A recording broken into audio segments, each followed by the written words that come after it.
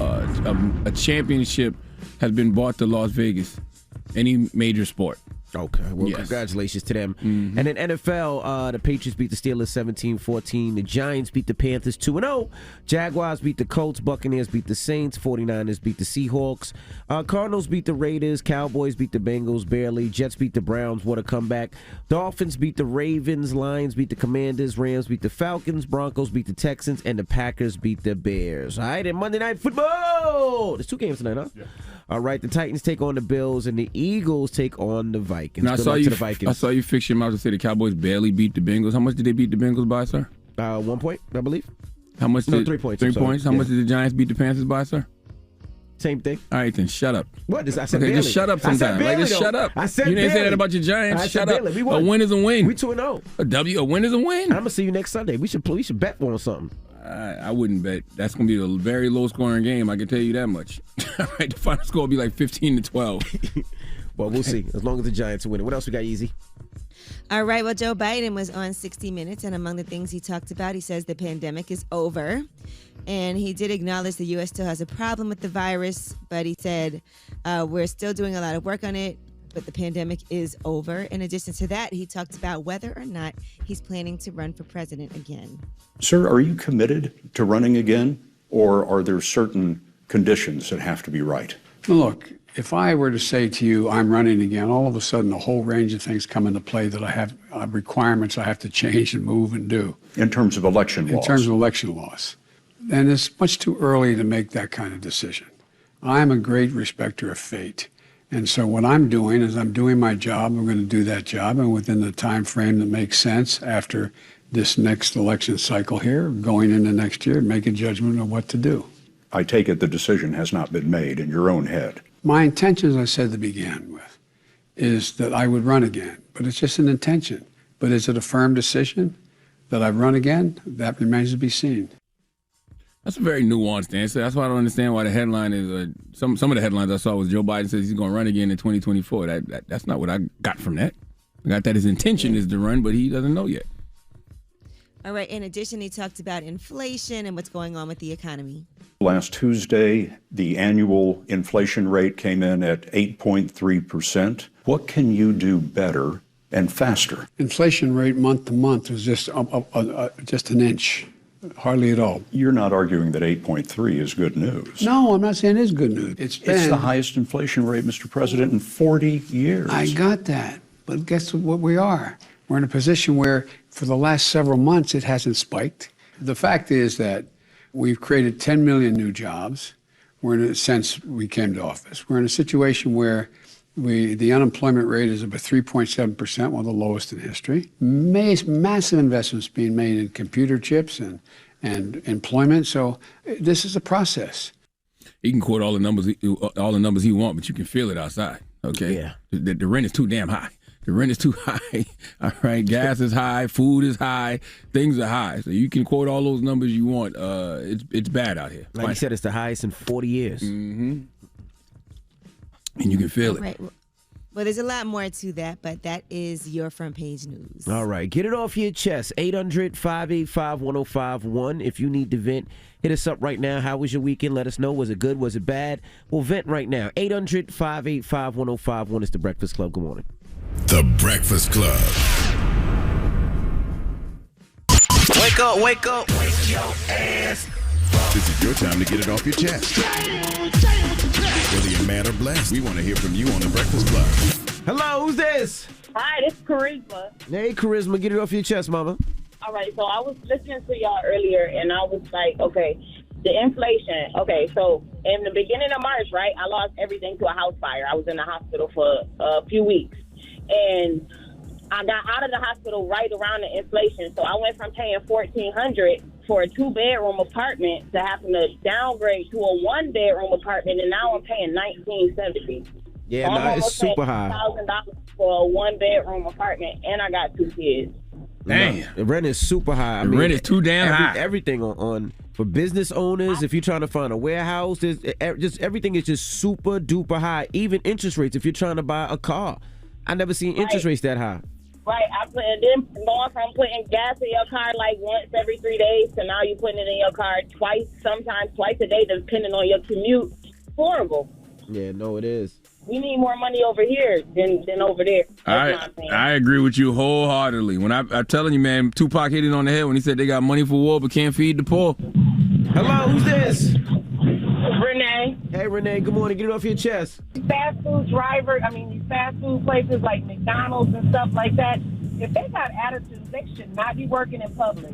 They get mad when you don't give them a cash tip. And I'm like, you taking my order at McDonald's. Come on now, you want a tip? The tip is go to school and get a different job. Oh, wait a minute. I didn't know fast food workers get tips. Yeah, Since when? I never tipped a fast food worker. They expect us to, and they said, where's my tip? I said, what do you mean? The tip is, keep taking orders. Boy, you going to get your chicken McNuggets spit in. You know what? That's why I'm going to have to start eating salads and making them at home. That's right. I want y'all to have a blessed and medicated day. That's right. I was wondering the other day, why don't we tip flight attendants? They bring you something to drink. They bring you your nuts or your little cookies. Why don't we ever tip them?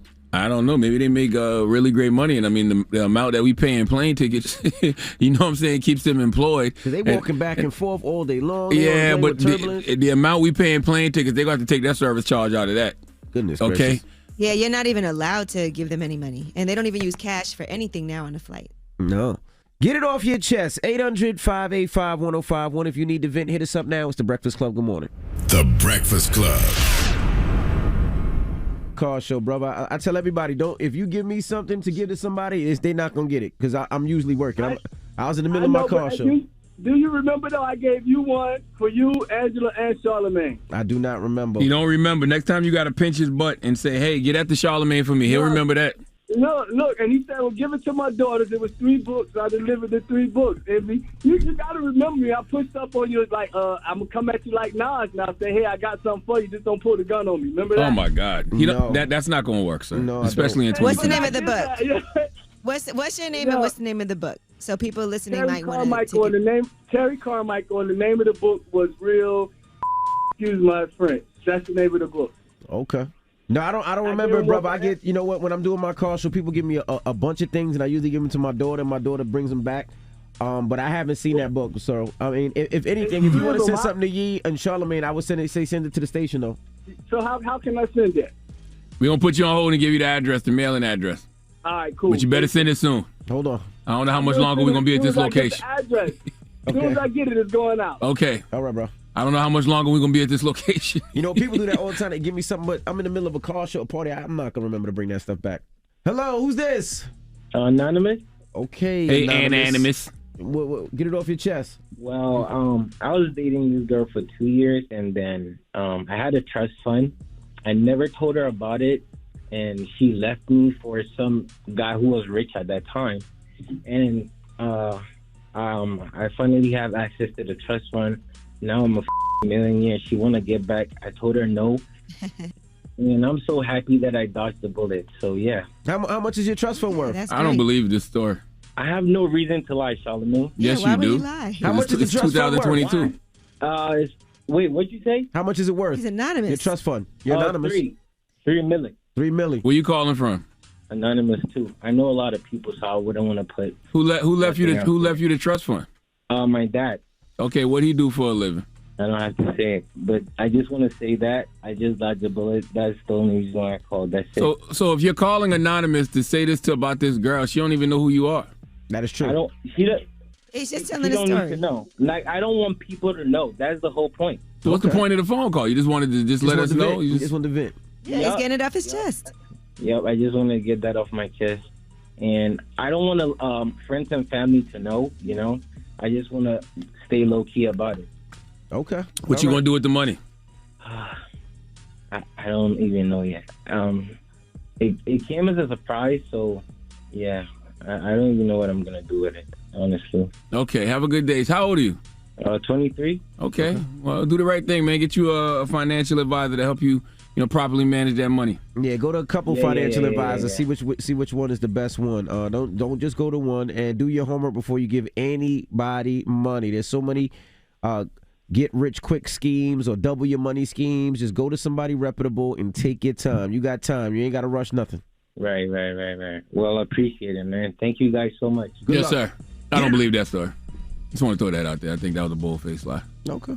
Get it off your chest. 800-585-1051. If you need to vent, you can hit us up. Now we got rumors on the way. Yes, let's talk about 50 Cent. He has parted ways with Stars. We'll give you some more details. All right, we'll get into that next. It's The Breakfast Club. Good morning. The Breakfast Club. This is The Rumor Report with Angela Yee on The Breakfast Club. So listen up. Well, looks like 50 Cent is not re-upping his deal at Lionsgate. Now, he did a series of posts on social media. And that's also with Stars, Lionsgate and Stars. Mm-hmm. But he apparently is leaving. It's been 7 years since he launched the Power franchise, which has been huge for Stars. But now he is owning his own content. He said, September 17th, 2022, official day of really owning my content and deciding where and how I do it moving forward. This is my vibe right now. Stars deal done. We had nothing but success, so no hard feelings. I'm out. I'll let you know where we are going shortly. And then he also said, shout out to BET. I won Hustler of the Year. No one from music culture has had success in television production. I have 25 shows now, and I've made some big deals away from TV. I'm out of my deal at Stars. So congratulations to him. And Deadline did confirm that deal has not been renewed. Well, Star's supposed to back that Brink trucks up and make that work. But there are a lot of other platforms that fit what 50 is doing more now than Star does, especially right now in this era. Like what that deal was like, 5-6 years ago? Mm-hmm. So it made sense then. But moving forward, there's probably other platforms that can maximize what the empire that 50 has built. Yeah, he has so much on his plate that's coming through this pipeline. It's going to be ridiculous. It's just a lot. He got a lot. He'll announce it, I'm sure. I can't wait to hear where he's going. Mm-hmm. And last year, Courtney Kemp, who he worked on Power with, also did not re-up her deal, and she went to Netflix. Mm-hmm. And so she's not there either since last year. All right, now 50 Cent is also suing, and that is a med spa that said he had, well, they didn't say he had penis enhancement, but apparently there was a lot of pictures from Perfection Plastic Surgery and Med Spa where they were talking about penis enhancement, and a picture of 50 Cent they were using a picture of 50 Cent with her. And so people were assuming that 50 Cent actually had this surgery. And so now he's suing because people think that he got penile enhancement. He don't play about his likeness. I don't know if y'all guys figured it out or not, but he don't play about his likeness or anything that he owns. No, hold on. Y'all skipping past the real conversation. What is penile enhancement exactly? What do they do? You asking enhance for a friend? Penis? Asking for a friend? what do they do? Like girth, length? What happens? I think you should make a phone call, man. Maybe I might get a consultation. Yeah. Not that I want it. I just want to see what they do. You know, all these women out here having all this fun with these BBLs. You know who? Angela Kogan, the woman from the Med Spa. Oh, he's in the picture with. So if you want us to set it up for you, we can definitely do that. 50 just named you in the lawsuit too. You got to come. He just threw you in there. I never posted the photo. Oh. But, you do take a picture with somebody and you're promoting penis enhancement. People will probably assume that you put those two things together. No, that's true. Don't play with that man likeness. Med Spa. He don't care about the money. He don't play with that man likeness if y'all haven't figured it out yet. And people making these lawsuits too easy nowadays. The only problem is you can't really get nothing out of them. So you spend all of this money to, sue the person and win, but then you can't really get nothing in return. Yeah, but they got to spend hundreds of $1,000s on lawyers and attorneys, and it crushes them that way. We'll see if you can give me a free consultation, Fifth, out of all of this. Maybe give me a free consultation. That's all you want? Just give me this whole thing, brother up. Now, 50 Cent has also reacted to Young Guru recalling Jay-Z warning rappers about him. And this was a clip from the My Expert Opinion podcast. Here it is. There's a point where Jay walks in the studio, and it was just so happened that everybody was in the studio at the same. I think we were working on Blueprint 2. And Jay walked in the studio. He was like, yo, this dude 50, y'all gonna have to deal with him in the next couple months. He said it to the whole crew. You gonna have to deal with him. What's that like for you since you was there for? It was a warning. It was like, yo, there's another power coming. Because for me, 50 is like one of the most incredible hook writers. It was one time me and Bleak was in the studio and I heard a 50 record and I looked at Bleak. This dude said, I know you don't love me, Cause you ain't the same when Jay-Z's around. Right. I said, bleep that song. Bleep that song. How do we not say that? Right. That is a bleep hook. Right. Yeah, Jay said that up here many moons ago. He told that story. I forgot why he told that story up here, but he told it up here many moons ago. Now 50 Cent posted that and responded, "I love you, M-words too. I just need somebody to compete with. It makes me find a way. Jay, know I will always find a way." And drop on the clues So that bombs was his for response. drop on the clues bombs for the My Expert Opinion podcast too, man. Y'all out here cooking. Salute to Math Hoffa All and right, now Heineken. T Grizzly, his house in LA was burglarized and nearly $1 million in jewelry and cash was stolen. So they smashed the window, got entrance into his house, and according to the police report, nobody was home at the time of the break-in. There is an open investigation. And here is what T Grizzly had to say in response to the news getting out about the break-in and everything that's been going on. I appreciate everybody reaching out, you know what I'm saying, checking on me. I'm good, my family good, thank God. I just need y'all to do one thing for me though, man. Send a prayer up for PNB Rock and his kids, King Vine and his kids, and all the kids out here that gotta grow without their pops. You feel me? And I had to go through that. I grew without my pops because he was killed. You feel me? It ain't easy at all. So send the prayers, and we just gonna wish many blessings on them. We gotta watch what we speaking into existence, man. I know we looking at it like we just making music, it's art and all this and that, but these words is powerful, bro. And just like we can speak some good into existence, we can speak some bad into existence. You feel me? So we gotta really be careful what we saying about ourselves when we make this music, man. Yeah, I mean, ironically, he has a series out right now called what? Robbery? Robbery, yep. Yeah, it's like a Trapped in the Closet style song. Yeah, song video type Well, of it's thing. like but it's like a story. It's basically him telling a story. I actually went to the screening last week to see the whole entire album, but it's not like he's robbing someone. It's kind of like a him detailing just the different relationships between people. It's like a movie. And so in certain parts, he's like playing a waiter. He's doing different things. He's kind of, he's not involved in it. He's just telling the story of this person beefing with this person and this happened. And then with this girl, it's not like he's talking about him robbing someone. Well, I will say he's absolutely correct about the power of the tongue. And it's amazing that he even has to say it, because smart people learn from their own mistakes. Wise people learn from the mistakes of others. And it's like, have you not learned from the rappers that came before you? Like there is absolute power in the tongue, which is why it does confuse me when I hear artists, you know, send out rest in pieces to people, but then continue to glorify and celebrate the same lifestyle that ultimately led to, you know, these people that they're saying RIPs to demise. So it's just interesting. All right. Well, that is your rumor report. And like my dad always told me, you can't make it comfortable. You have to make sure that no matter who you are, whether you make a little bit of money, a lot of money, or medium money, you can't do the same things over and over and again because you're getting lax. Make sure you put your alarm on the crib. Make sure you don't go the same way home every day. Even if you're taking a bus, take a different bus. You never let nobody know your routine. What does your dad think about social media? What do you think about everybody showing their stuff on social media, showing what they got on social media? My dad's not on social media. But that would drive him crazy. My dad's not. that would make him lose his mind. He's not on social media. He don't even have a Facebook. He don't put on social media. He don't have. No, he don't. You know, somebody got to call him and be like, "I heard you did this," because he don't have no social media. My mom neither. They barely have a cell phone. You got to hardwire them. All right. Well, front page news next. What we talking about? Yes, and let's talk about Bishop Lamar Whitehead back in the news again. Oh, boy. All right, we'll get to that next, and then Ari Lennox will be joining us next hour. It's The Breakfast Club. Good morning. The Breakfast Club. Your mornings will never be the same. The brand new Galaxy Z Flip 4 is finally here. Capture hands-free content from every angle with Flex Mode. The sleek foldable design lets you make your device conveniently compact. Visit Samsung.com to order your Galaxy Z Flip 4 today. Suns that win their first WNBA title, so congratulations to them. Drop on the clues bombs for the icon living South Carolina's own Asia Wilson from the Las Vegas Aces, man.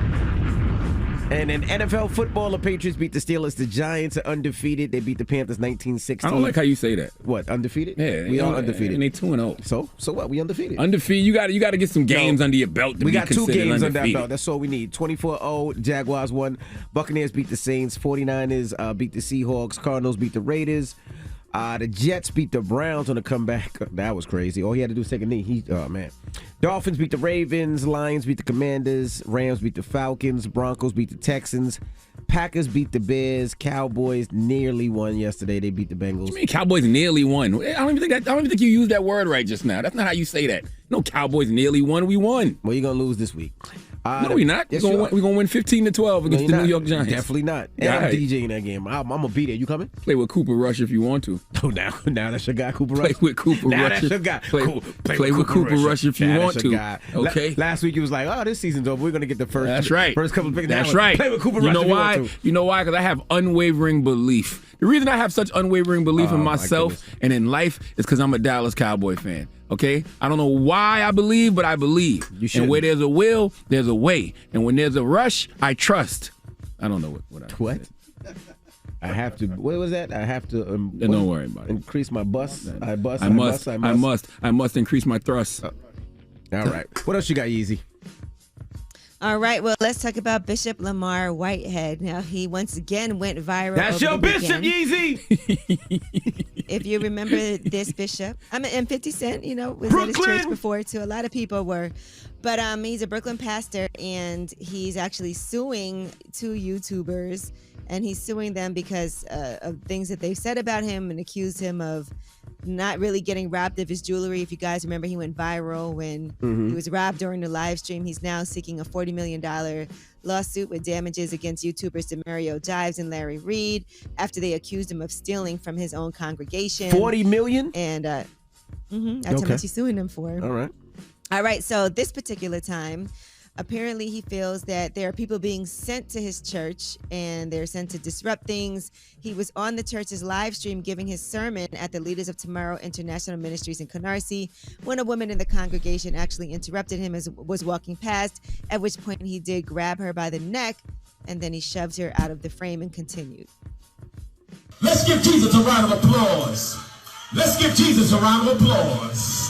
Now let's give Jesus a round of applause. While they take pictures and they want to be on social media, take the pictures, take the pictures, take the pictures, take the pictures, take the pictures. Now go over here. That ain't nothing but the devil. Why y'all interrupting this man word? This man ain't trying to do nothing but bring the good word to the people of Brooklyn, and y'all going to that man's church to disrupt things. I never even thought about that until he said it, but that makes a lot of sense. What's that? That they would send people to disrupt that man from delivering the word of God. Boy, Satan busy, ain't he? Lord have mercy. All right. Well, Bishop Lamar Whitehead and the unidentified women were brought to the local precinct, and they were questioned. He has reportedly not been charged with any wrongdoing after the incident, but he did go on Facebook Live afterward. And here's what he had to say to explain what was going on. These people were sent into my church to disrupt my church, and this lady went towards my wife to attack her and my daughter, and that's when I grabbed her, okay, and did what I had to do, what any man and any pastor would do. Okay, we're just off of the experience of 3 men coming into my church, robbing us, and putting a gun in my wife's face and in my 8-month-old daughter's face, and that's not going to happen again. No, I didn't choke her. I grabbed her and escorted her out the way she needed to be escorted out. I thought he was trying to baptize her. I thought he was putting his hands on her to deliver her in some way, shape, or form. Now, I'm reading on Shade Room. It says that Bishop Whitehead says he was arrested and injured by police. I know we're getting to that, right? I thought you said he wasn't arrested. Now here. No, he's saying he wasn't charged. He said he wasn't charged with it. They both were taken into the precinct. And here's what else he had to say about the arrest. I just want to give you guys an update. Yes, I was arrested, but I was released and all the charges were dropped, or they called it voided out, whatever they want to call it.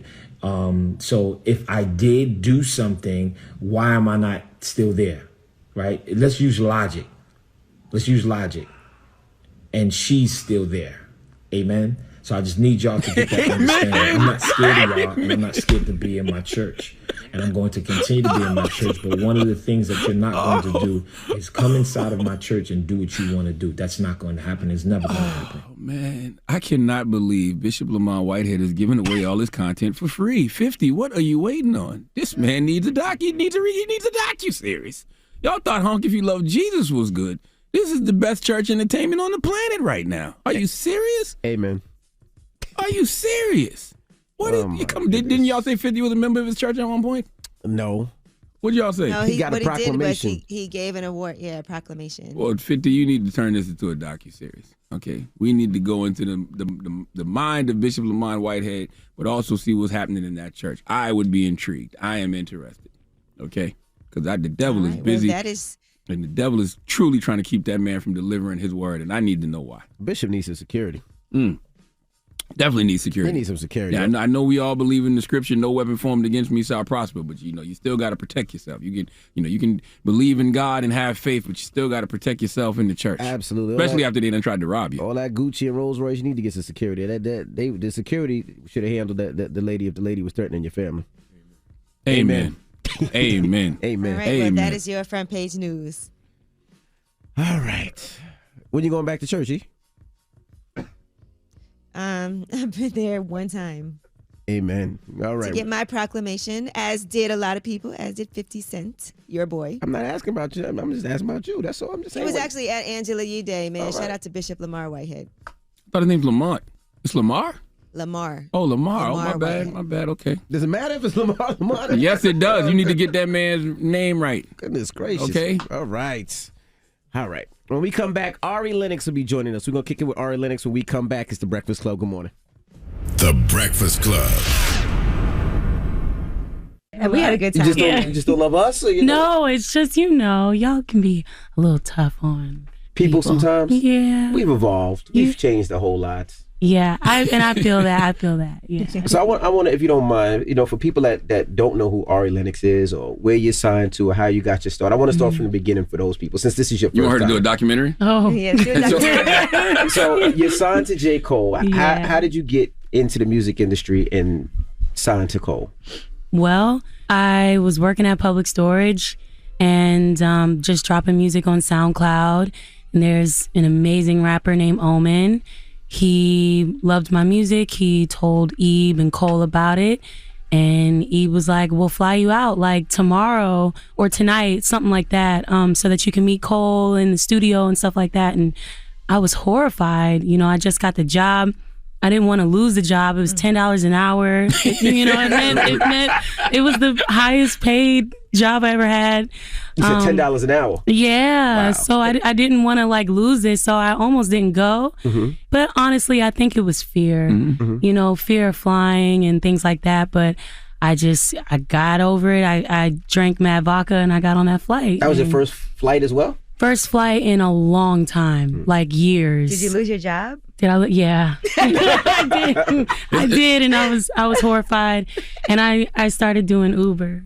Hold on, there's a lot here now. First of all, what were you afraid? Why were you afraid of flying? Well, I had a traumatic experience when I was young on a flight before. Oh, okay. The plane about to crash or something? Yeah, well, the engines went out. Oh, and so wow. Yeah, and so That'll do it. Yeah, that'll do it. Yeah, so as we're about to land, he's basically telling us to brace for impact. Mm-hmm. And I was very young and just praying, but I don't remember having fear before that moment. But after that moment, I was just scared. It's trauma.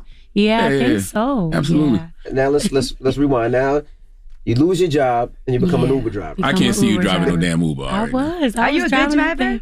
Am I a good driver? It depends. I'm very safe at driving, yes, but there are things that have happened where it's just I could have been a little bit more alert. Okay. Yeah. Were you? What was your star rating? My star rating, it started dropping like crazy, and I don't know why. Some people thought I was driving too fast, or one note I got was I was switching lanes too much, but I was trying to get them there. I don't know what kind of car was it? I'm trying to A help Kia you. Soul. Why are you That's doing Uber X. that?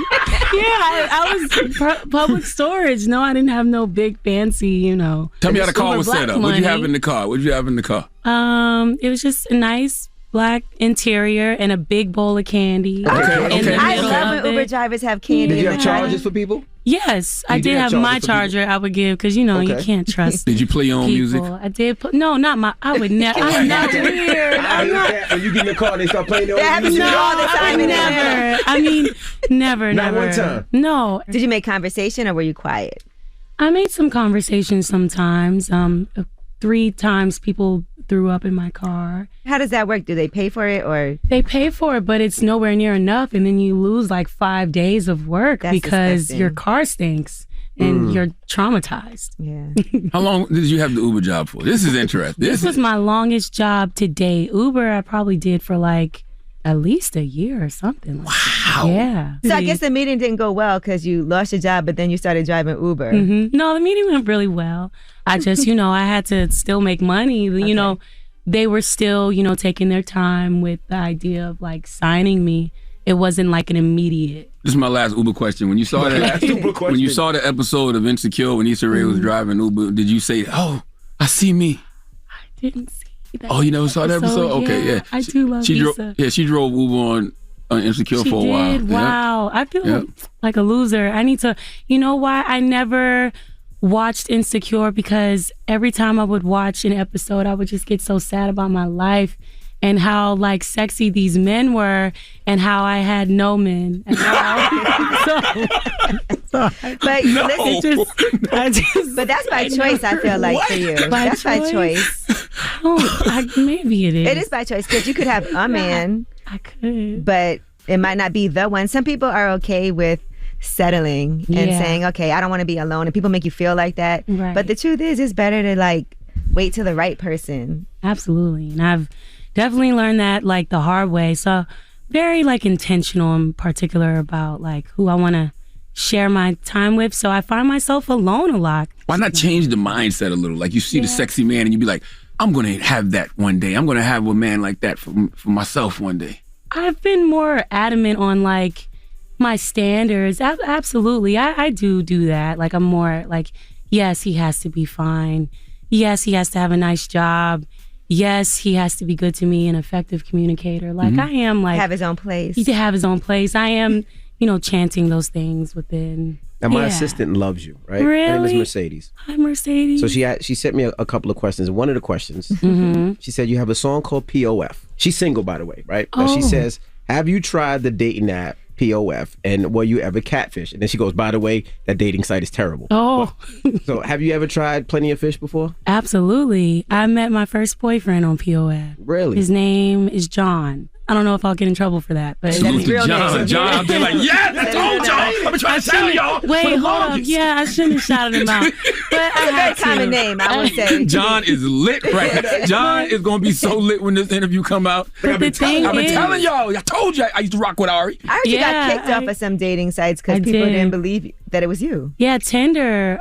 They didn't believe it was me, and I didn't want to link my Instagram so that people would know it's me and then maybe reach out to me for the wrong reasons, right, like secret rappers. Right, well, this is you are a fly human. Thank you. What is happening here? I think I need to step outside more, but I'm finally stepping outside and like meeting like nice, like enjoyable individuals. Let's go back to John for a second. Why did you throw John back in the sea? Well, John went to the military and I felt like we were growing apart and the affection was lacking. He called me bruh once and I was just like, you know what? I couldn't. Yeah, and it triggered me. And I know it wasn't just bruh. Like, it's fine. You can call me that. It's just I felt like our romance was kind of dissipating. And so I think that was just a triggering thing. And we had an argument. And I was like, well, I guess we're not together anymore. And that's kind of where, to protect myself, unfortunately, I do that. And he was like, okay, fine, we're not together anymore. And he was really serious. Well, his loss. How many songs has he inspired? Probably POF, the EP, and my album Shea Butter Baby. That's literally greatly inspired by him. And I'm so grateful. Well, it was the first relationship I ever had. Do you still speak to John? Yeah, we're cool. We check on each other sometimes. So why you ain't get an EP credit on Shea Butter Baby? Well, I mean, it's the price you pay when you just don't want to get back together and back in 2016. I know women that swear by Shea Butter Baby. Like that's like their Bible. So that's big of him. He John, make the t-shirts. I inspired Shea Butter Baby. Okay? Don't make those t-shirts, please. All right, we got more with Ari Lennox when we come back. It's the Breakfast Club. Good morning. It's DJ Envy, Angela Yee, Charlamagne the Guy. We are the Breakfast Club. We're still kicking it with Ari Lennox. Yee. So you've met a lot of guys, you've dated guys and they've been secret rappers. I thought that was really funny. Oh, yeah. When you date somebody and then all of a sudden you find out later, Yo, pass this to Cole for me, yo. Exactly. Oh, my God. And it's the worst. It happens. But that's why I've learned with dating, ask specific questions. Are you a rapper? Have you ever recorded music? Do you play basketball? I need to know specifically. Goodness. Yo, that is hilarious. That's a plot for a movie or something. The girl thinks that the guy is cheating, but he's really sneaking off to record mixtapes. Sneaking off. Exactly. And what did your mom and your family say when you were recording with Cole and going out there and recording? Because a lot of times parents don't believe in the industry way. Well, my dad never really knew what was going on in my life. So you was the secret rapper. Yeah, I was. I mean, he knew. He was the one who always said, "You're gonna be something one day." He always said that, but he was kind of always doing his own thing. So he never really was seeing that how serious I was about music, which is why he was like, "You should be a nurse." But really, he wanted to be a nurse. And my mom was very calm. Was just forward, happy Very for me, supportive. but yeah, very supportive. She never really knew this, how serious. You said that your dad used to always tell you, "You're gonna be something. You're gonna be something." Does that put added pressure on a daughter? Wow, no. You know what? And it sucks because we're not even speaking right now. Ew, what's going on? Okay, so we're not even speaking right now, but I do feel like when you instill certain things like that, it goes a long way for sure. Because that is the one area in my life where I feel like I did really good. All right. Now, with you and your dad not speaking, is it something small that you can call and be because life is so short? It's so much. So it I really think it's important for people to be healed when they're bringing kids into this world. I agree. Because it's just that alone, I feel probably innately helped me in so many ways, always grinding and like that. But I could also see the other that I carry, and it's I'm sure it has to do with the other that you go through trauma and. Well, let me tell you something I learned in therapy. Because the first time I had a breakthrough in therapy was literally realizing all the daddy issues I had. Yeah. So when me and my dad had a conversation and I realized, damn, he was a human before he was my dad, and he had his own issues, substance abuse issues, dealing with mental health issues, and he was just doing the best he could with what he had at the time, it allowed me to give him a lot more grace. Yes, and that's... We got to give our parents grace. I know, and I feel like there needs to be a lot of group therapy. Absolutely. And of course, I want to continue my therapy alone, but I think that would probably be best because I know these are things I'm even carrying into my dating life. And I just don't want to have that weight on me. And I do want to be more compassionate because he went through a lot, with foster care and abandonment issues and all kinds of dark things. So I do recognize why he is the way that he is. And you've been really open about going to therapy. When did you decide that was something you wanted to do? This year, I was just tired of just being a big ball of traumas, just being unaware of what was going on inside. And a lot of times I could be so triggered and it's just well, why? And now I'm realizing why somebody just pretending I don't exist or not even looking at me or kind of having this arrogant nature can be so triggering. Where did I see that earlier in my life or experience that? I'm starting to realize it never stops. It's a cycle. That's right. if you don't realize that you're carrying all of this weight, it comes out in different ways. And people be like, why she freak out? It wasn't even that serious. It was a reminder. It was a flashback, probably a trigger without even realizing where it came from. So. And there's always something in our childhood. Yeah, There's always something that happened in our childhood and that happens to you in adult. And when it happens, you get triggered. You're like, oh, that's why therapy is great. It's oh, that's why I'm reacting like this because of what happened here. Yes, and it's been really beautiful and like eye-opening for sure. Are you healing those childhood wounds? Oh, definitely. Okay. I want to keep going deeper. This start is happening for sure. And you said you see a lot of that in the relationships that you have now. Like, what are some things and patterns? Like, I know you said you want to be more sympathetic. So what are some things that you feel like, okay, I got to work on this? Damn. Probably how I'm communicating. I'm a very anxious person. So basically, instead of saying, I've said this before, but instead of saying like, nobody cares, like it's just about, well, you know, I feel like this is how I'm feeling, like, you know, that I'm not being heard, or, you know what I'm saying? Like, I try to work on how I'm communicating because I get so kind of in my own anxiety and mess that I can kind of be a little insensitive sometimes. So I just want to work on like that.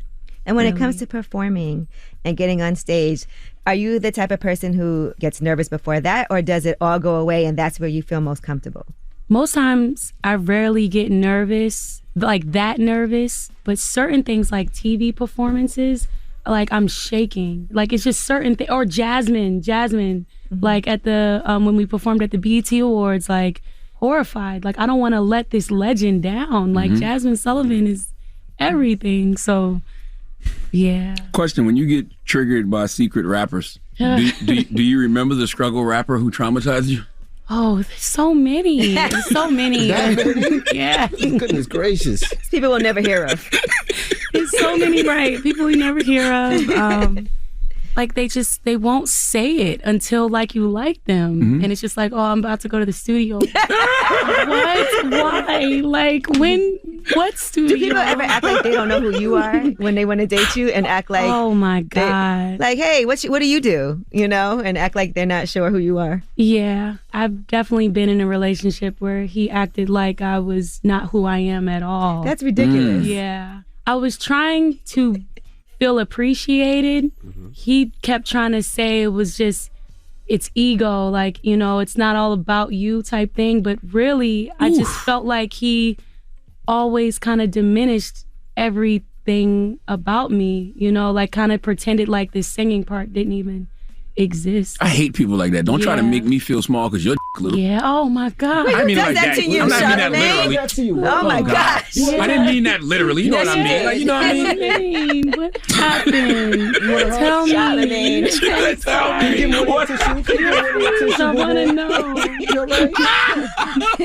But you know what I mean? People that try to make us feel small just because they haven't done what they want to do in life. Yeah. I guess so. But now What if it's now big? I know. Is it okay for him to make you feel shut up, Yee.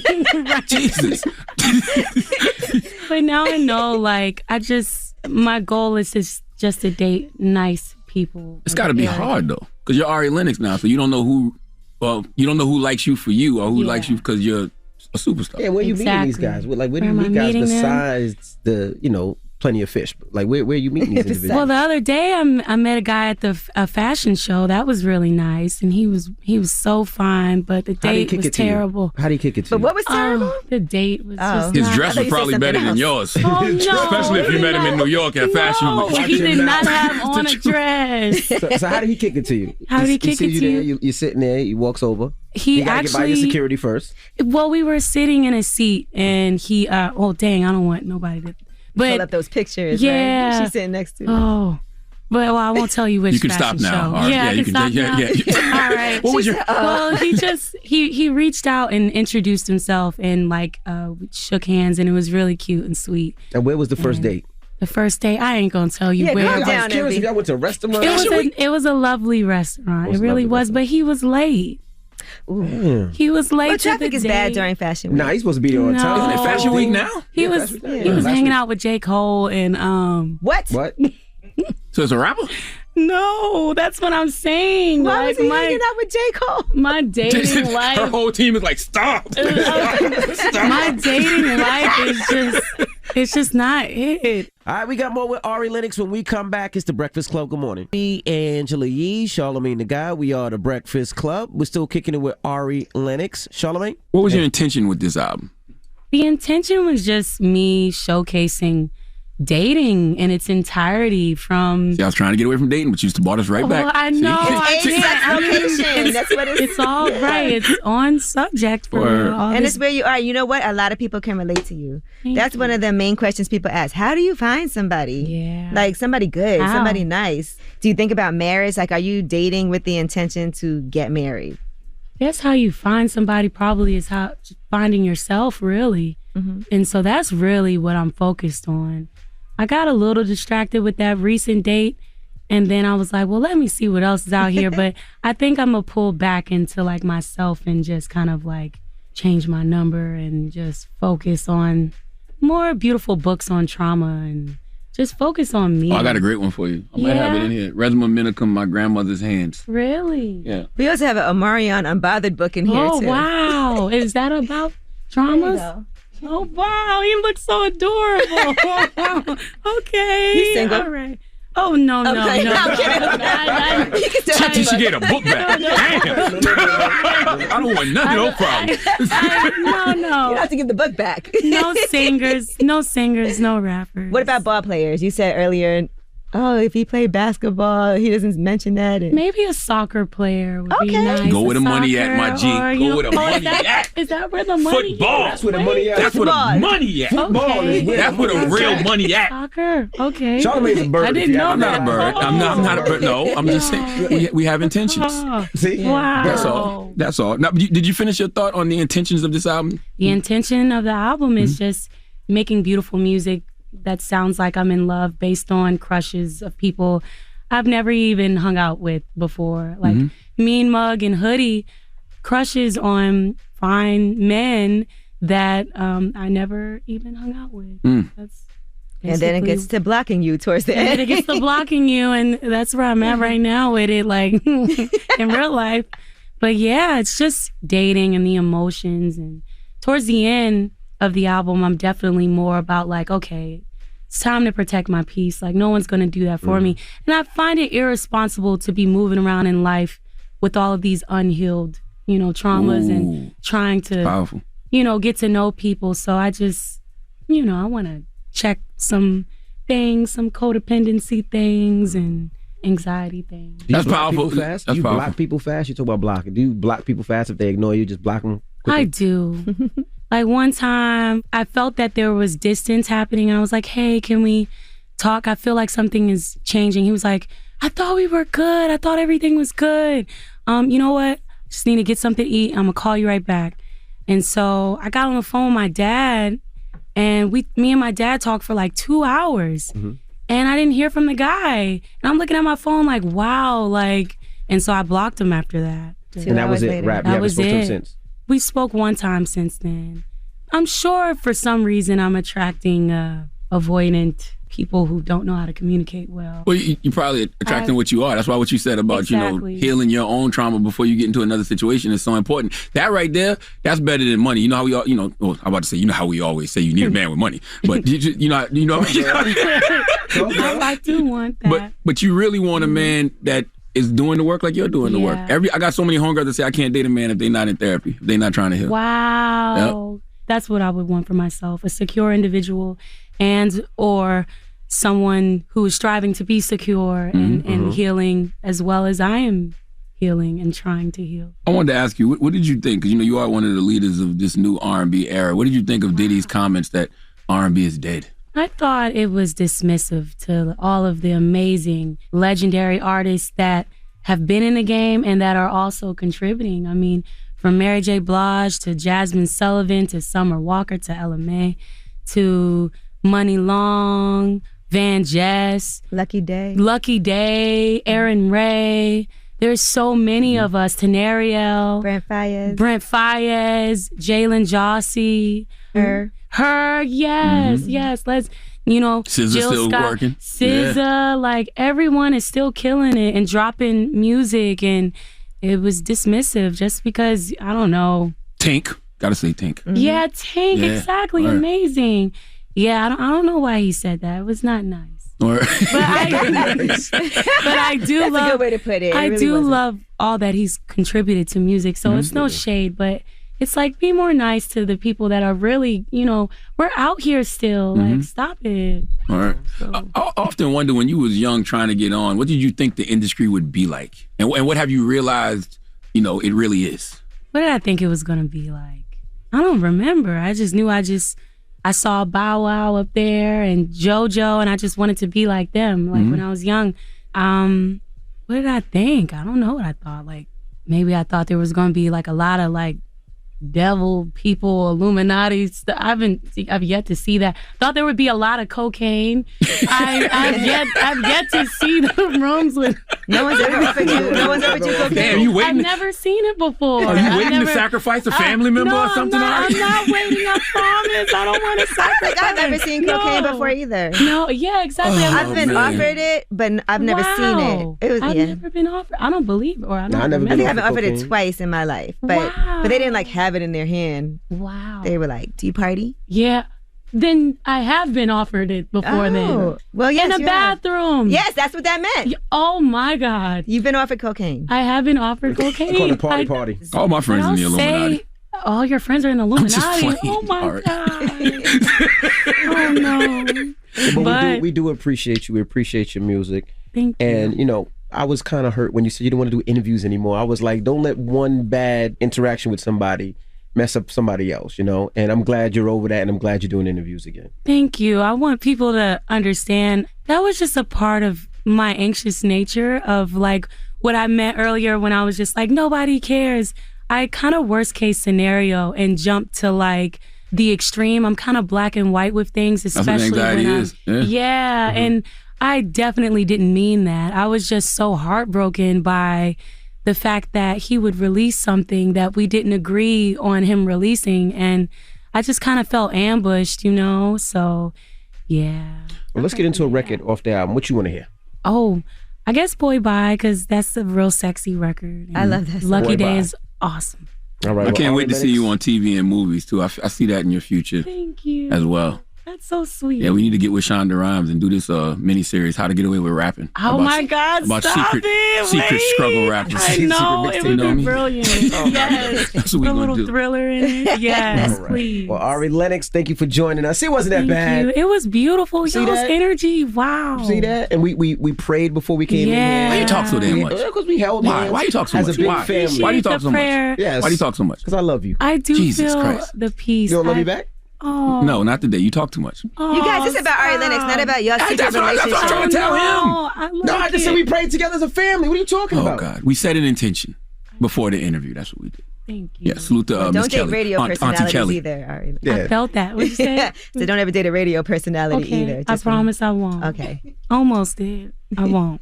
Really? No, that's all. See, I the want. interview was about to be over, but no, now we're trying. You want to go there? Tell the T. No more. You can't do that. That's payola. Yeah, really? Oh my God. Okay. All right. I'll keep that in mind. No, I don't want that. It's Ari Why are you Lennox. playing Ari so much? No. 200 spins in a week? It's Ari Lennox. It's the Breakfast Club. Good morning. Rumor report. This is the Rumor Report with Angela Yee on the Breakfast Club. Well, here was something that we definitely did not see coming of altercation between Tory Lanez and August Alsina, allegedly. Now, this all started on Gossip of the City T. They posted Tory Lanez KO'd August Alsina tonight after August got froggy with Tory over something Tory said months ago. Tory was trying to show him love, and August wanted to take it to a negative place and got knocked out. August was the negative one, not Tory. August felt some kind of way because Tory said months ago he wouldn't have snitched on Jada like August did. It was like a little freestyle. Yeah, he did a by the freestyle, way. yep. Mm-hmm. So, yep, Tory tried to shake his hand and August ignored him. Tory asked him about it and August got negative and told him to keep the same energy. So that was the first reporting of it from Gossip of the City T. And then the Neighborhood Talk tried to confirm the rumor, and apparently Tory Lanez liked the post, but then he said that was an accident. I didn't confirm anything. August Alsina then went and posted a picture of himself with a bloody mouth and talked about the interaction. Now, August did a whole entire post about this, and he said, as I'm exiting the building, after the show last night, a 4'11" sized leprechaun ran down on me with 8 oversized security N-words whom I greeted each individually upon their walk up as they tried to press me. Whole time, I'm one deep, no security. Tory continues to ask with a broken ego why I didn't dap him up. I go on to tell him I was a fan of him and didn't understand him speaking on my business publicly in the past because I don't know him or ever met him until last night. So when he spoke, it caught me off guard because of his past actions. I assumed he didn't like me. That's all. Not to mention with my history of health and condition, just recently overcoming being paralyzed, my doctor directed me not to compromise my health while out on the road and shake as less hands as possible due to corona and monkeypox. So he said there was never any disrespectful words.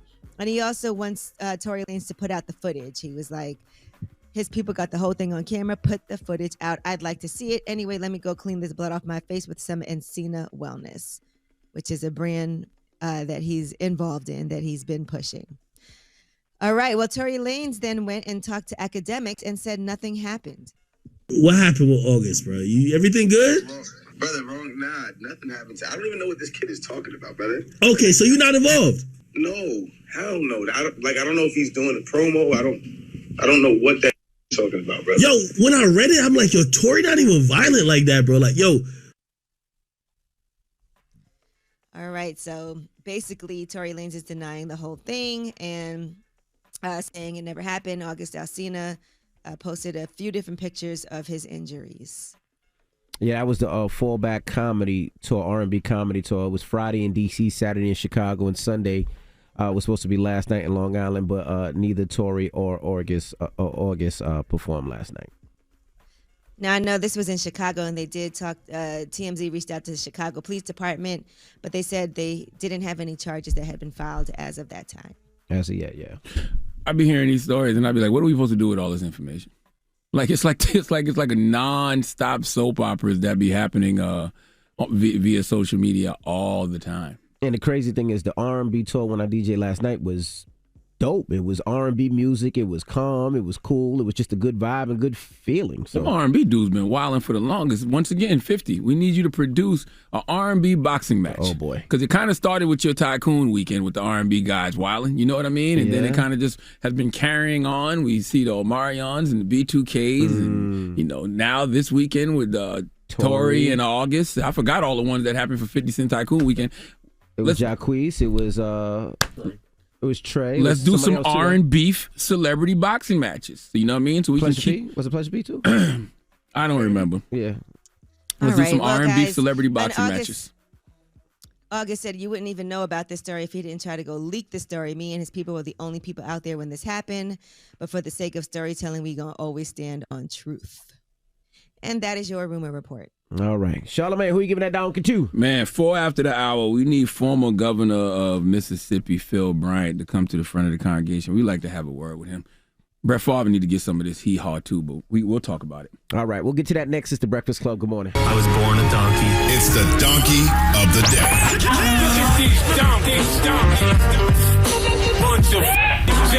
That's time for the donkey of the day. That's pretty funny.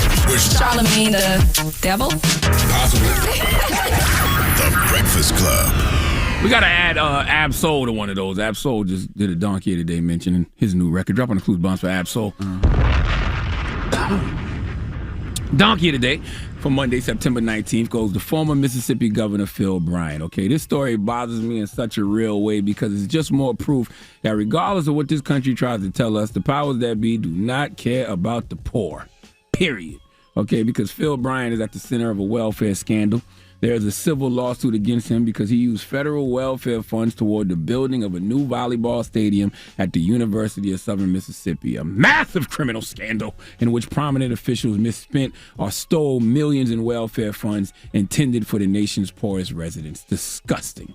Disgusting. A project prosecutors have called a scheme to defraud the government. Let's go to KTLA for the report, please. Brett Favre's life after football has been focused on philanthropy, but as first reported by Mississippi Today, newly revealed text messages filed in an ongoing civil lawsuit show Favre was part of a scheme that funneled at least $5 million of welfare funds to build a new volleyball stadium at the University of Southern Mississippi, where Favre graduated and his daughter played. The texts show former Mississippi Governor Phil Bryant pushed for the facility, despite denying close involvement. A friend of the former governor's wife, Nancy New, would submit a $5 million upfront lease to use the university's athletic facilities for her nonprofit's programming. Former welfare agency director John Davis approved $4 million immediately. Oh, when the scammers is white, the light's not so bright, huh? They don't shine the light on the white scammers like they do the others. This is bigger than PPP loans, baby. This is how the rich stay rich and the poor stay poor. You wonder why the people who need relief in this country can't get it? It's because the money that's supposed to go to them is going to rich people's pet projects. As if they can't get the money to build that volleyball stadium from donors already. Hell, if Brett Favre doesn't have the money to do it himself, all that money Brett Favre made Wranglers, I know he got it, but why spend your own money when you can spend money meant for the poor and disenfranchised in our society? Now, of course, Phil Bryant denied it, but screenshots will never lie. And there are text messages that show that Bryant guided Favre on how to write a funding proposal so that it would be granted. Now, Brett Favre previously denied that he discussed the volleyball project with Bryant, but the text messages quoted indicate otherwise, suggesting that $5 million was given to the school. Now, Brett Favre's involvement in the welfare scandal first emerged when it was reported that he received $1.1 million for work he allegedly didn't perform. He eventually repaid the money, but he's been sued for the interest on the money he received and returned. Let's go back to KTLA for more to report, please. Favre, texting in gray, tells New that the governor has seen the proposal, but hint, hint, you need to reword it to get it accepted. He adds, hopefully she can put more details in the proposal, like how many times the facility will be used and for what specific purpose. Favre also received $1.1 million in welfare funding through the Mississippi Community Education Center for speaking at events he never showed up to. Favre asks New, if you were to pay me, is there any way the media can find out where it came from and how much? Favre has repaid the money, but state auditors want more than $200,000 in interest. Favre's attorney denies the former QB knew that money came from a welfare fund, describing his client as honorable throughout this whole thing. Twitter, y'all always making noise about the wrong things. Why y'all not making noise about this? Huh? Back in July, Mississippi Representative Benny Thompson sent a letter to U.S. Attorney General Merrick Garland, requesting that the DOJ investigate this situation and that they focus on Brett Favre and Phil Bryant in particular. Favre has already been questioned by the FBI. I say, hell, yes, they need to be investigated because there's not too many things more despicable than stealing from the have-nots. This is literally like, seeing a homeless person on the street and walking up to them and just taking money out of their Starbucks cup. Like, it's bad enough we live in a country where folks can't even make ends meet, but when you have elected officials who are supposed to be providing relief for these individuals, but instead they are stealing from them.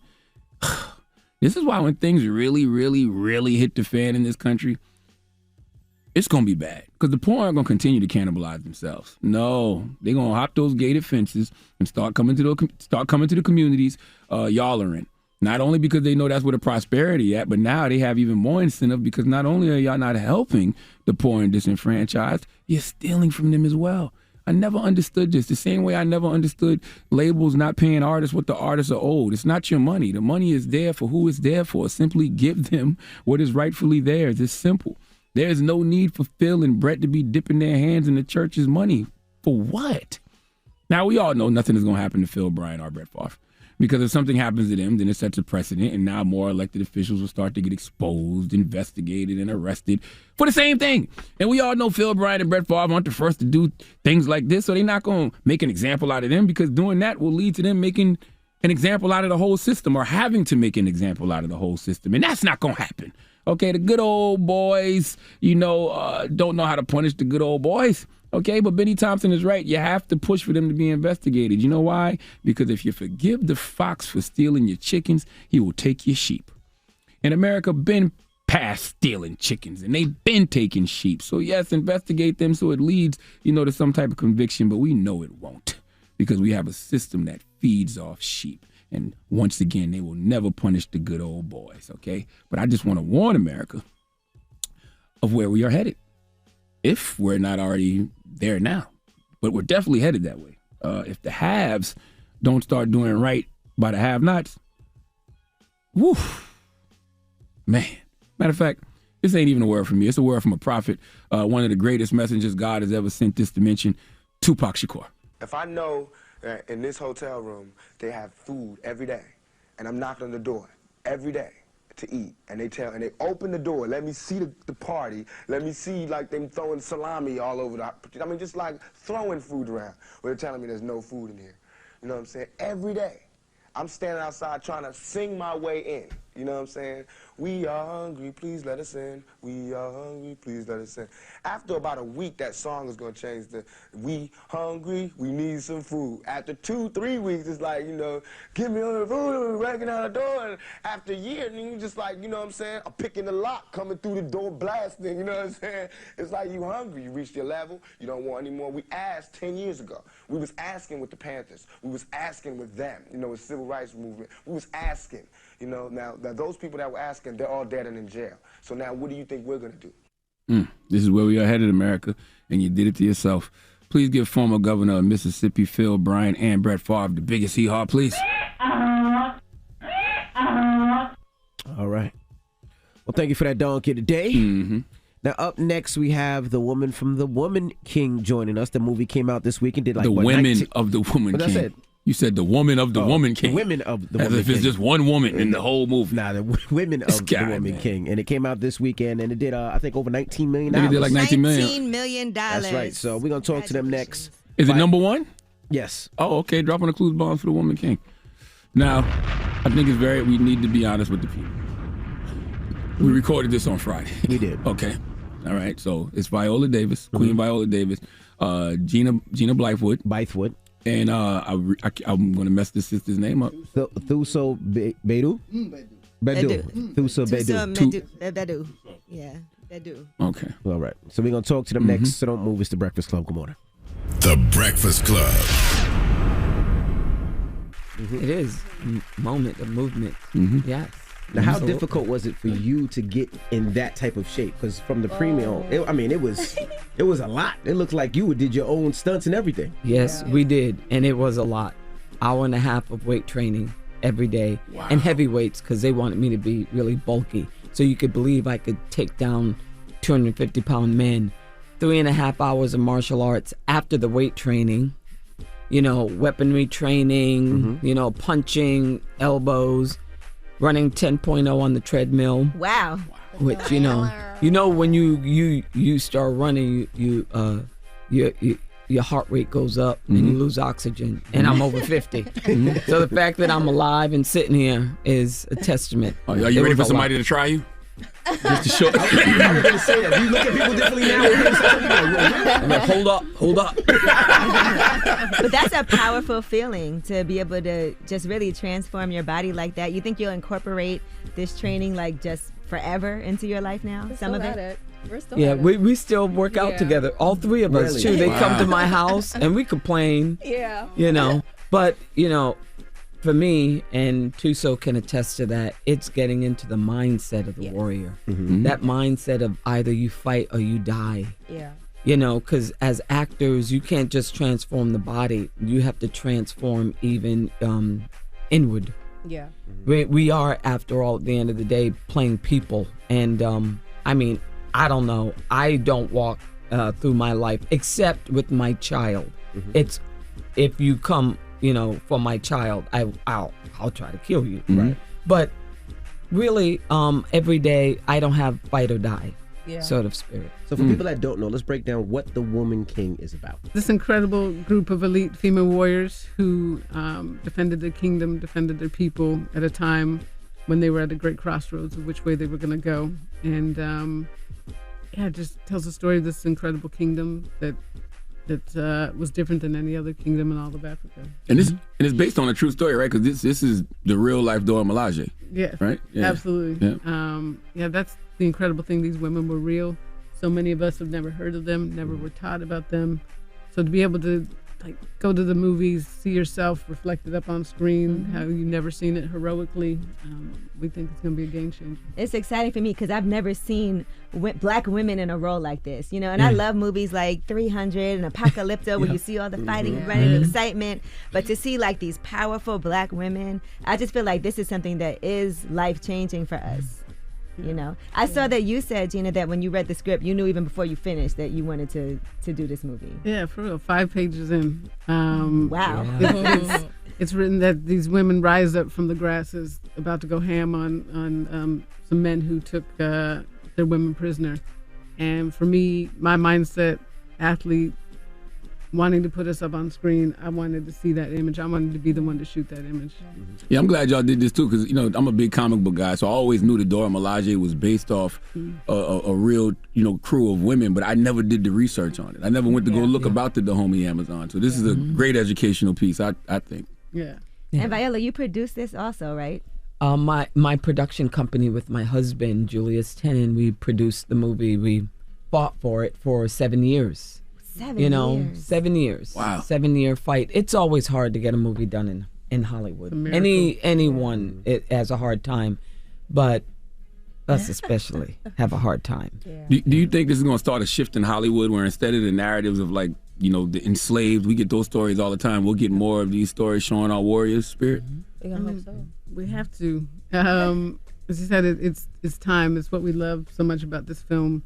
Again, so many of us are taught, certainly in America, that our history begins with enslavement, and there was so much more going on before that, where we truly do come from kingdoms and warriors and kings. So with the success of this, it has to open that door. Actually, keep that door open that Black Panther kicked open for us. We want to keep that door open for others to tell these stories. Now, we had John up here the other day. He said, John Boyega. Yeah. He said this was his easiest role, because he said you guys had to He do didn't all have the to work. train. He was like, which robe am I going to He wear? said that was the toughest thing, to decide which robe he was wearing, because he said you guys did the work, and he said it was amazing watching you guys really get in play. He said he loved it, though. And he felt very comfortable on set because there was so many black women around. Yes, he did. Oh, yes, he did. He said y'all would tell him if he had crust in his lip Yeah. or crust in his eye. He was very excited about that. Now, the thing about John that was amazing about his involvement is he normally, obviously, he's a leading man. Yeah. But he came aboard this. He used his power to help us get this made, help us get that green light. He obviously wanted to work with V, but that was big. He just wanted to be there to support Black women, and he was incredible on set. He came when he wasn't shooting, just to watch, to take it in, to take in the environment. So he was a king. How many no's did you get before you got the yes, and what reason would they give you to say this isn't going to work or we're passing? Well, it's any number of things. It could be fighting for the actors. Okay, a black actress, especially dark-skinned black actress, is not going to have the same resume as a white actor. Okay, so then you have to fight for them, because everything is about what you've done before, how much money that movie made that you did before. You have to fight for the director. The studios approve directors who are the Steven Spielbergs, the Christopher Nolans, the David Finchers. They have their own movies that they don't have to do Woman King. You have to fight for the budget. You have to fight. You know what? You have to fight for everything, even hair and makeup. Okay? Because there's no precedent. I just have to add this, because Gina said it, so I have to keep it going.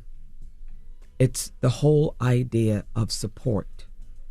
And supporting is different than just helping. Supporting is carrying. You're always, that net that's always there. And the thing about our movies, this is a predominantly black female-led movie. There is no white savior in it. If you do not plop your money down to see the movie, then it is going to be really hard for the next black artist to come into that room and get a movie greenlit. It's going to be 10, 15, 20 years, because we will set a precedent that we did a movie that y'all didn't want to see. Right. And it's as simple as that. It's not like, okay, we just didn't want to see this movie. No, you don't want to see dark-skinned women driving the narrative in a global box office. All right, we got more with Viola Davis, Tusil Beidou, also Gina Bythwood, so don't move. It's the Breakfast Club. Good morning. Everybody, it's DJ Envy, Angela Yee, Charlamagne the Guy. We are the Breakfast Club. We're still kicking it with the women from The Woman King, which is in theaters right now. Viola Davis, Tusil Beidou, Gina Bythwood. Now, Charlamagne? What do roles like this make you feel about American patriarchy and the roles they tell us men and women are supposed to play? Come on, Tuso. Gina. Well, it's not necessarily just American patriarchy. I think it's globally. Global. Because, we see it back in South Africa as well. Just from my history, I know that the shows that I've been been on in South Africa were extremely hard to be commissioned because, again, dark-skinned Black women aren't sellable as far as people are concerned.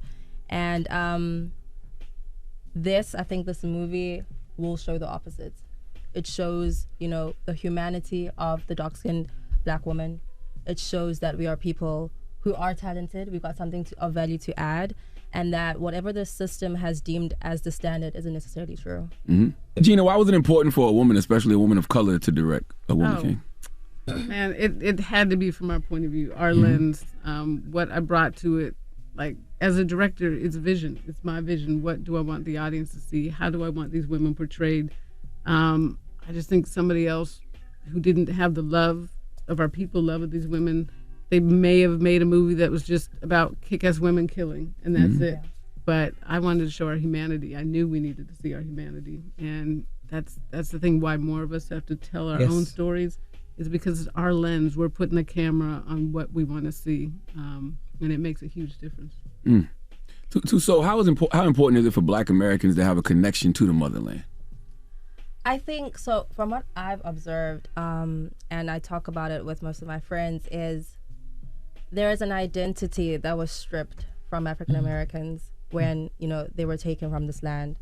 I have a confidence in me that I cannot possibly fathom, what life would be like without knowing who I am. Again, I was talking to my friend about this the other day, that yes, we had apartheid, and we have our own system that oppressed us, but we still knew where we came from. I can say I am of the Zulu tribe, King Shaka, and I can trace my history. I can take my confidence in that my king fought A, B, and C to see X, Y, Z happen. And so for African Americans, that was taken from them. And so I'm noticing this constant search for something that cannot be filled by anything that this space might hold, and tracing whatever Africa might be the answer to that. Ms. Davis and Gina, I'd love for y'all to answer that question too. What we did intentionally on this film, because oftentimes you hear a little bit of conflict, is that we wanted this cast to come from all over our diaspora. So we had African American actors, South African, West African, London, Jamaican, Ugandan. We wanted all of them to come together so that it was Black women telling the story of our ancestors together. And of course you celebrate each other's cultures, but it was Black women as a collective, and that's a vibe we wanted on set, and that's what we wanted to put up on screen and hopefully inspire to stop the division, because we all came from the same place. Well, I've felt like I've spent my whole life running and chasing and trying to find me. Because I've been defined by a culture that really has had a very definitive idea of who I was, and it's been negative in order to control, in order to just suppress. And so when I went to Africa for the first time when I was 25, it changed my life. It just blew, once again, a hole in it. I was coming from Juilliard, where the big thing was disappearing, trying to become a perfectly white actor with speech training and trying to lose weight, which never happened. And I don't know why I was trying to make it happen. But once again, when I went to Africa, I saw the why. That's what I saw. I saw the why. And I can't say that I'm not still in search of, because I'm not African. So I don't know what tribe I'm from. I still don't know that. I don't know that I'm Zulu. I don't know, what my great-great-great-great-great-grandfather could have done. But I just know that there's something else out there that I was, that America has not given me. If you're from South Carolina like me, so it's probably West African. I did mine. I'm West African. It's Senegal, Guinea-Bissau, and Sierra Leone. That's my... No, see, I'm Kenyan, Cameroon. Yeah. Oh, wow. Okay. Yeah. I was going to ask, for people that don't understand, you guys had to fight so much to put your product out of what you wanted, whether it was this film or Love and Basketball. Why do you continue to fight and not let go? Because it would have been easy to say, you know what? let's go to another movie. Mhm. But in all those cases, the movies that you did became classics, and the fact that our people love them. So why is it so important to continue to fight, even if they say no and shut you out? I mean, Because honestly, it was easy just to let go. It is. Because if I don't fight, they won't get made, and then we won't see ourselves. And that is absolutely my goal, is to put us up on screen to be inspired by. I learned early on in my career, it just takes one yes. And that's the thing. Fight till you get that one yes. And you do that when you're doing things that you're passionate about. The passion fuels the fight. If I was doing stuff where I just thought, well, maybe Hollywood would buy this, then it's easy to give up. But I tell stories that mean something to me, that's going to mean something to us, and that I'm passionate about. Part of the story is also Africans assisting in the slave trade. Was it harder to get those roles filled? Because nobody want to play that role, I would think, unless some people like being the villain. It was about, we're being truthful with the story, and every single role is necessary, and it is brave to take on a role like that. And props to Hero Finds Tiffin, who played the. Oh, I was about to ruin the movie. Wow. I'm glad I seen you. There were a couple roles, but it's important because it's important to tell the story, and we need those people. But yeah, we were going to go in and tell the truth. I think that's going to be new to a lot of people, like especially a younger generation. They're going to be like, really? Africans assisted in the slave trade? Yeah, I mean, globally, every single civilization participated in some way, but for us it was having our women, our Goji women, and the Niska. She represents those within the kingdom who were pushing for change, and that's what they ultimately did. What do you want people to take away from The Woman King? I never want to tell an audience what to take away. Who knows how it's going to land on them. I have no idea, but I know that I have a 12-year-old daughter who saw the movie. And she cried profusely. Wow. Okay. And then she said she was so proud of me. And then I get all of her text messages on her phone. She showed me a text message that she was going back and forth with a friend who had also seen the movie. And they said, oh, wasn't she great? Wasn't Tuso great? Wasn't LaShawn? Oh my God. It was literally art. And then she says, and I'm not just saying that because it's my mom. So she showed me the text message, and I said, thank you so much. I text her back because I'm on the road, and I said, thank you so much, my baby. And then I wrote in all caps, Agoji, with exclamation point. And then I waited, and I got a buzz on my phone, and the response was, Husu. And I thought that was awesome, to inject in my daughter what I didn't have. Wow. That sort of spirit of the warrior. It's like whatever you dream is beyond fear. And that was everything. Brought me to tears. Hey man, go support The Woman King. Everybody go see The Woman King now. It is out in theaters. Davis. Thank you so much, guys, for joining us. Check out The Woman King. It's The Breakfast Club. Good morning. Thank you, ladies. Thank you so much. The Breakfast Club. Have responded to these charges. Now, according to the statement, they said Mr. Shaka Zulu, the beloved son of the city of Atlanta, is disappointed in the Atlanta Police Department's decision to bring charges against him surrounding the shooting that occurred in June 2022. A close review of all of the evidence, including surveillance footage and eyewitness interviews, revealed that Mr. Zulu was attacked and jumped from behind by a gang of at least 4 individuals, sadly, including the deceased, and was forced to defend himself after this gang repeatedly stomped, punched, and kicked him while he was on the ground in a defenseless posture in an attempt to save his life. He lawfully discharged his weapon in self-defense, a weapon that he was licensed to carry.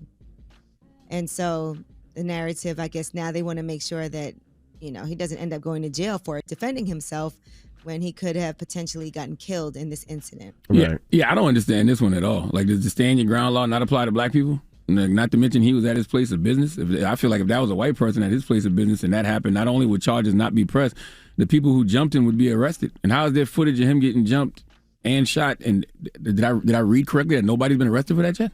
No, just Shaka. Huh? Mm-hmm. How did that make sense? Does it? He surrendered to authorities September 13th. He bonded out the same day, and he was one of 3 people that was shot in that incident. At that time, what was reported was several men got into an argument, and several shots were fired, and Shaka was one of the people who was struck. One person was killed, and another person was injured.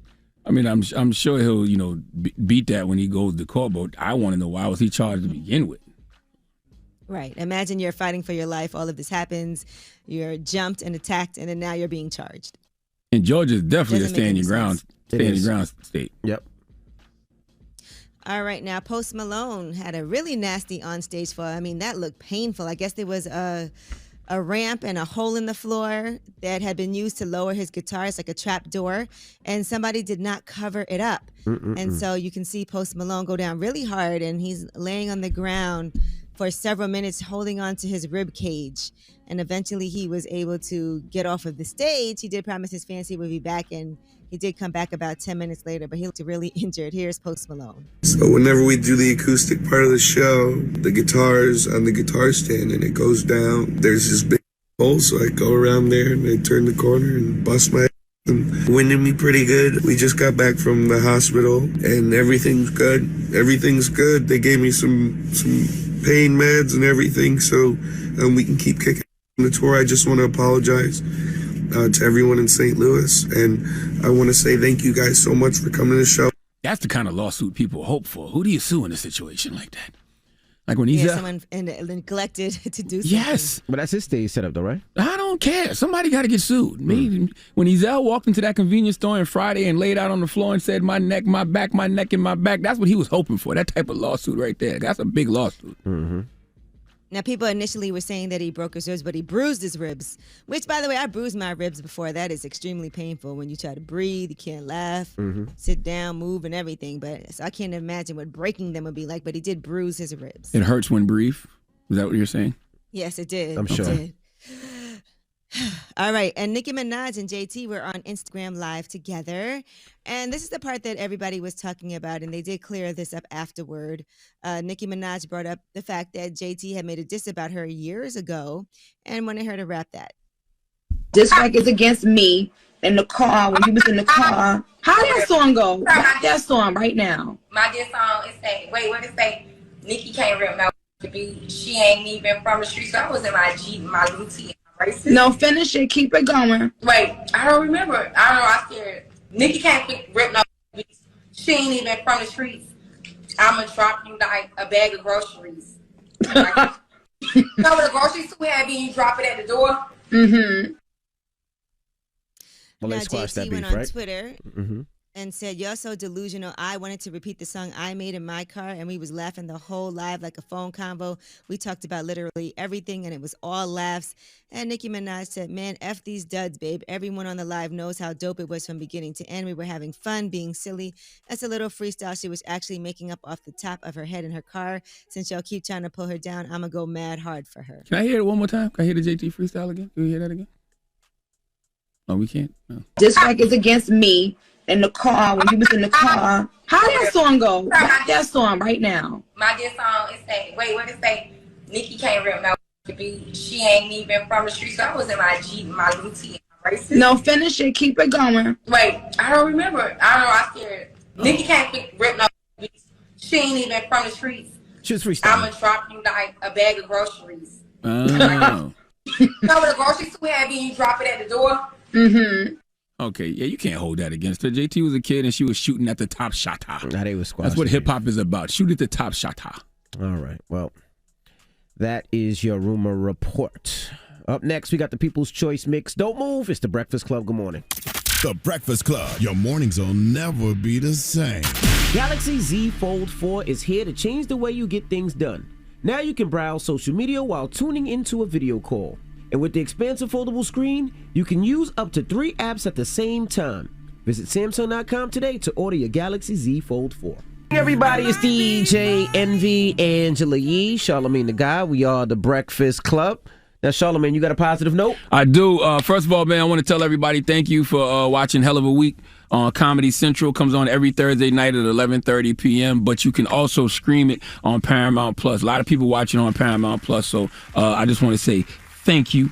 to everybody that's been doing that. And the positive note. Oh, and I also want to tell people, man, make sure you continue to register to come to the Mental Wealth Expo. I'm doing my second annual Mental Wealth Expo on October the 8th at the Marriott Marquis, Times Square in New York City. It is a day of mental health education and healing, man. We got everybody there from Dr. Nadra Tawwab Glover to Dr. Alfie Breland Noble to Dr. Rita Walker. My man Wallow and Shaka Sinkoor will be there. And we got Pastor Torrey Roberts and Sarah Jakes Roberts doing the keynote speech, man. So make sure you join us. It's a free event. All you got to do is go to mentalwealthexpo.com to register, okay? Now, speaking of healing, please remember on this Monday, you can be healing and feel broken at the same time.